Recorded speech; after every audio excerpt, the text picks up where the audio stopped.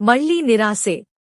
ధనిక దేశాలను నియంత్రించడంలో ఐక్యరాజ్యసమితి విఫలమవుతున్న తీరుకు వాతావరణ సదస్సు COP28 ముగిసిన తీరే తాజా నిదర్శనం. గత నెల 30వ తేదీన దుబార్లో ప్రారంభమైన ఈ సదస్సు అధికారికంగా 12వ తేదీనే ముగియాల్సి ఉన్నప్పటికీ బుధవారం నాడు కూడా కొనసాగింది. అయినా వాతావరణ మార్పుల ప్రభావం నుండి భూగోళాన్ని, మానవాళిని కాపాడేందుకు తీసుకున్న చర్యలు నామమాత్రమే. ఆచరణాత్మక దిశలో అడుగు ముందుకు వేయడానికి బదులుగా ధనిక దేశాలు వాగాడంబరానికి, తమ ఎజెండాను పేద దేశాలపై రుద్దడానికే అధిక ప్రాధాన్యత ఇచ్చాయి.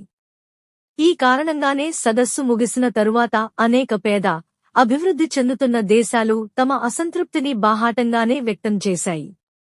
ప్రతిష్టాత్మక లక్ష్యాలను సంకల్పించే ముందు క్షేత్రస్థాయిలో వాటిని అమలు చేసే పరిస్థితులు ఉండాలని, ఈక్విటీ, క్లైమేట్ జస్టిస్లపై ఆధారపడి ముందుకు సాగాలని భారత్ వ్యాఖ్యానించింది. అభివృద్ధి చెందుతున్న పేద దేశాలు వ్యక్తం చేసిన అనేక ఆందోళనలను COP28 పరిగణలోకి తీసుకోలేదని చైనా విమర్శించింది. పేద దేశాలకు సుద్దులు చెప్పే ముందు ఇతర దేశాల కన్నా ముందుగా ధనిక దేశాలు ప్యారిస్ ఒప్పంద లక్ష్యాలను సాధించేందుకు అడుగు ముందుకు వేయాలని కోరింది. నూతన వలస విధానానికి తాము మరోసారి బాధితులమవుతున్నామని బొలీవియా పేర్కొంది. ధనిక దేశాలు కార్బన్ వలస వాదాన్ని అమలు చేస్తున్నాయని, తమ వంటి దేశాలకు అభివృద్ధి చెందే హక్కును నిరాకరిస్తున్నాయని విమర్శించింది. దాదాపుగా అన్ని పేద దేశాలు ఇదే రకమైన అభిప్రాయాన్ని వ్యక్తం చేయడం దేనికి ప్రతిబింబమో ప్రత్యేకంగా చెప్పనవసరం లేదు. వాతావరణ మార్పుల కారణంగా చోటు చేసుకునే నష్టాలను పూడ్చేందుకు నిధిని ఏర్పాటు చేయాలన్న గత సమావేశ ప్రతిపాదనను తొలిరోజే ఆమోదించడంతో వ్యక్తమైన సానుకూల సంకేతాలు ఆ తరువాత ఆవిరైనాయి. దాదాపు $700 మిలియన్ ఏర్పాటైన ఈ నిధితోనే గతంలో తాము చేసిన తప్పులన్నీ మాఫీ అయినట్లుగా అమెరికా నేతృత్వంలోని ధనిక దేశాల ప్రతినిధులు ఉపన్యాసాలు చేయడం, పేద దేశాలకు సుద్దులు చెప్పడానికి సిద్ధమైపోవడం దుర్మార్గం.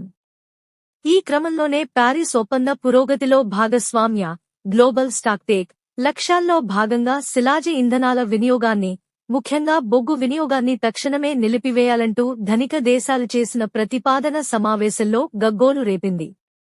బొగ్గుతో పాటు అన్ని రకాల శిలాజ ఇంధనాల వినియోగాన్ని 2050 నాటికి 0 స్థాయికి తీసుకురావాలన్న ఆ దేశాల ప్రతిపాదనను చైనా, భారత్లతో పాటు అన్ని అభివృద్ధి చెందుతున్న పేద దేశాలు, బేసిక్ ఎల్ఎండి దేశాలు వ్యతిరేకించాయి. దీంతో ఈ ప్రతిపాదనలో వాడిన భాషను కొంతమేర సవరించక తప్పని స్థితి ఏర్పడింది. దీనికే ధనిక దేశాలు తీవ్ర అసంతృప్తిని వ్యక్తం చేశాయి. అదే సమయంలో ప్రత్యామ్నాయ ఇంధన వనరుల వ్యవస్థకు మారడానికి తమకు సాంకేతిక సాయంతో పాటు ప్రత్యేకంగా ఆర్థిక సాయాన్ని అందించాలంటూ పేద దేశాలు చేసిన విజ్ఞప్తిని తిరస్కరించడం రెండు నాల్కల ధోరణికి నిదర్శనం. అనేక ఇతర అంశాలపై కూడా ధనిక దేశాలు ఇదే విధంగా వ్యవహరించడంతో COP వాతావరణ లక్ష్యాల సాధనకు దూరంగానే మిగిలిపోయింది. సమావేశాల ముగింపు కార్యక్రమంలో విడుదల చేసిన ప్రపంచ లక్ష్యాలు, global goal on adaptation GGA పైన సంపన్న దేశాల పట్టే కనిపించింది. కొన్ని దశాబ్దాలుగా చర్చనీయాంశంగా ఉన్న సాధారణం కాని విభిన్న బాధ్యతలు, సంబంధిత సామర్థ్యాల సూత్రం ఈసారి కూడా GGAలో చోటు చేసుకోలేదు. వాతావరణ ప్రమాద అంచనాలు రూపొందించడం, నివారణకు ప్రణాళికలు తయారు చేయడం, అమలు చేయడం వంటి అంశాలు ఇప్పటికీ అస్పష్టంగానే ఉన్నాయి. ఆర్థిక సాయం కోసం ధనిక దేశాల దయా దాక్షిణ్యాలపై ఆధారపడటం కాకుండా స్పష్టమైన విధానాన్ని రూపొందించాలన్న ఆఫ్రికన్ దేశాల విజ్ఞప్తిని పరిగణలోకి తీసుకోలేదు. అయితే ఆ సమావేశానికి కూతవేటు దూరంలో సమావేశమైన వేలాది మంది ప్రజానీకం భూగోళానికి దాపురించిన ముప్పునకు ధనిక దేశాలదే బాధ్యతని, అమెరికాతో పాటు ఇతర అభివృద్ధి చెందిన దేశాలు దీనికి బాధ్యత వహించాలని పెద్ద ఎత్తున నినదించడం భవిష్యత్తు పట్ల ఆశలను పెంచుతోంది.